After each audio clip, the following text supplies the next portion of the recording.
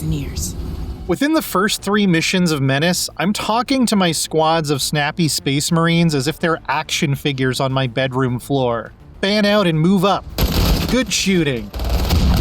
That was clean, girl. My roommates are probably used to me talking to myself when I'm playing video games at this point, but it speaks to how engrossed I got in this turn-based interplanetary war that I was already developing that kind of a relationship with it so early on. There's still a lot missing from the early access release, but the tactical bug-stomping fun is already dialed in.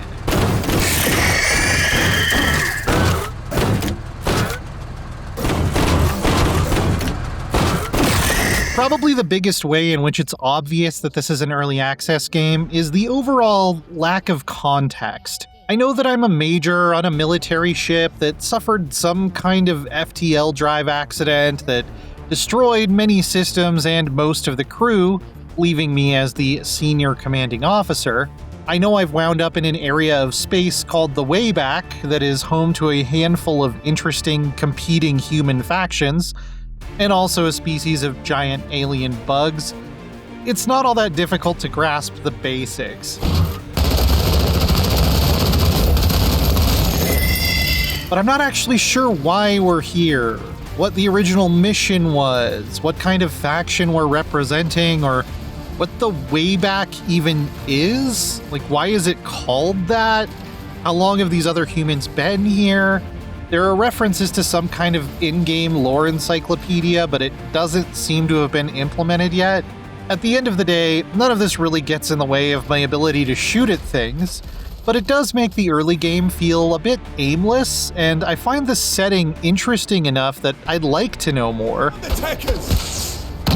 Hey, don't get hit! It's not like Menace completely doesn't care about story either. There is clearly something brewing here, as unfinished as it is, with tension between the Wayback factions and the Marines playing out in voice-acted cutscenes every few operations. It's just unclear where it's going or what I'm ultimately building up to, other than harder missions, better gear, and upgrading my ship. In about 35 hours, I didn't run into anything that seemed especially like the main plot. There is a steady escalation of stakes and difficulty, with new enemy factions showing up, which at least does a good job of helping me feel like I'm not just spinning my wheels.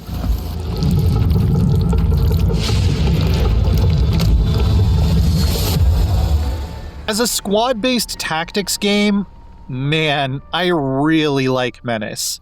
The pacing and action economy are so cleverly crafted to encourage you to play in more active and interesting ways. You can't just set everyone on Overwatch and creep forward, for example, which is a rut I tend to fall into in similar games when they allow it. There aren't a lot of reactive or passive abilities, so victory comes from making proactive choices. Moving up the field requires thinking about who still has turns left to spend, and how you can make sure your advanced elements have adequate support if they run into trouble. Suppression is a huge deal, at least when fighting other humans, and this adds a feeling of authenticity to every firefight. In actual warfare, they say hundreds of rounds get fired for every one that hits a target, and that's exactly how Menace works. It's often far more important to keep every enemy in line of sight pinned down than it is to actually inflict casualties. That gives your second wave safety and freedom of movement to either charge in or flank and win the fight, and this creates a constantly engaging tactical loop. Your own squads who get suppressed will have their action points and accuracy penalized, but will also hunker down or hit the deck intelligently, depending on the amount of heat they're under, further making them feel like real soldiers. It's a firefight! This blends nicely with the fact that every squad is led by a named character you can recruit, level up, and customize. They all have distinct personalities and backstories, along with a unique ability that defines them. There's a sort of over-the-top Jagged Alliance vibe, though a bit less goofy. Jock, a private security contractor I hired from the Wayback, can regain action points when he's under heavy fire, so he thrives at the tip of the spear. Marta begins every mission with a major debuff that turns into a strong buff the more turns that pass, making her a clutch asset for closing out a long mission. And unlike in, say, XCOM, these flagship characters only die if their entire squad is wiped out and you can't get anyone over to them to render medical aid, so it doesn't feel like playing a bit risky will rob you of your beloved Blorbos. On the other hand, accompanying each of them, excluding vehicle drivers, which are their own thing, are up to 8 renameable squad mates with no dialogue or special abilities. And these guys are kind of expendable. Manpower is a limited resource you have to manage on the strategic level, so you can't just go throwing background extras into the meat grinder all the time. But especially as you get more advanced medical facilities online that can rehabilitate casualties, the grunts kind of become a wager you can afford to risk by making aggressive plays. And this is such a clever way of getting me to command more actively and break out of my usual turtle playstyle. Encountering the alien bugs changes things up quite a bit. They're much harder to suppress, though heavy losses can force them to flee. And especially later on, some of them are so heavily armored that your standard assault rifles are all but useless. They don't really take cover, and a lot of them only have melee attacks. But simply holding your ground and grinding them down at range isn't always an option. Having to switch up my gear and my thinking depending on what I was fighting, in addition to the wide variety of mission types, made me come up with new tactics constantly. Squad customization is also deep and satisfying. There is no standard currency in the Wayback, so all gear is either a mission reward or purchased using the barter system on the black market. But even once you do build up enough scrap bombs and alien guts to trade for the best stuff available, there's a supply budget on each mission that takes into account every piece of equipment and keeps you from simply buying your way to victory. I think this could use some tuning, since it currently feels like the missions are getting harder a bit faster than my supply budget is increasing. It's almost there, maybe just a nudge is all it needs. It seems like a lot of thought has gone into the various veterancy upgrades squads can earn from promotions as well.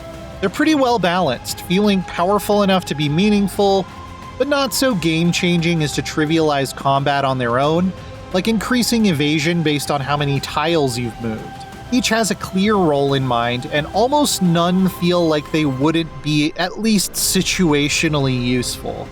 It's an area of progression where I can really tell developer Overhyped Studios has a strong footing in what works and what doesn't about this genre.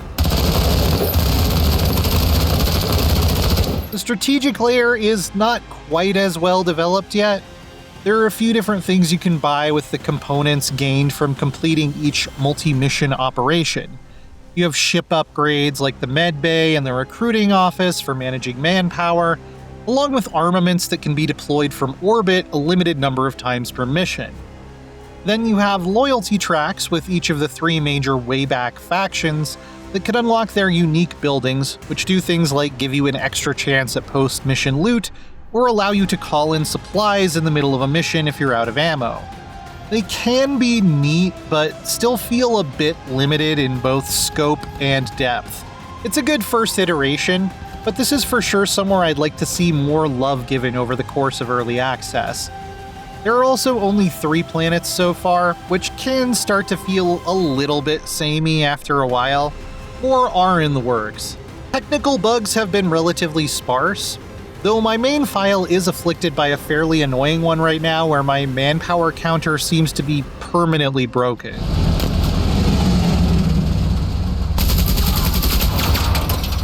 Menace is off to more than a running start already. The turn-based tactical action is some of the best I've played lately, and I love the distinct voice-acted squad leaders as well as both the variety of missions and enemy factions. The biggest missing piece is really story and context. It's hard to get too invested in what's going on in the Wayback when I'm not even really sure why we're here yet. But for early access, this is a truly impressive effort, and there's plenty of fun to be had already. For more recent adventures into space, check out our reviews of Code Violet 2 or The Legend of Heroes: Trails Beyond the Horizon. And for everything else, stick with IGN.